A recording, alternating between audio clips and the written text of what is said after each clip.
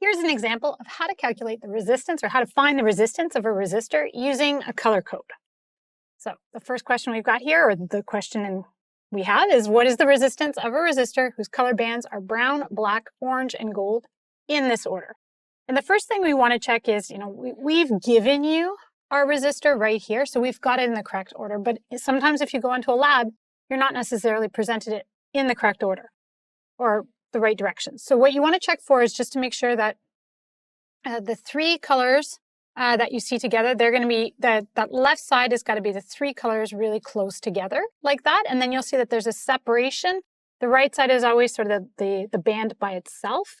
And that band, or the fourth band, is going to be either black, silver, or gold in color. So you know for sure that you've got it oriented correctly if on the left-hand side, you got the three bands that are sort of closer together, and then a separation with the fourth lonely little band on the right-hand side.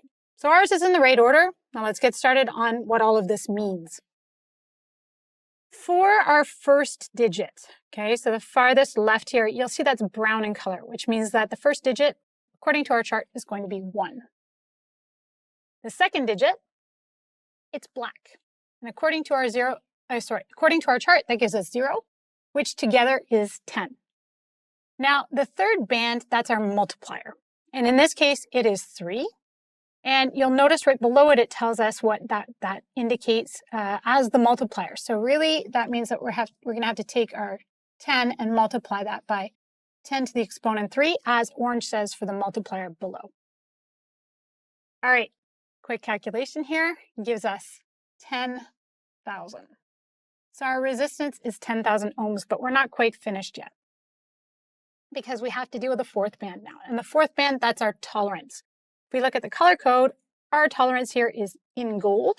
So that means we have 5% tolerance. So this is actually going to be plus or minus 5%. All right.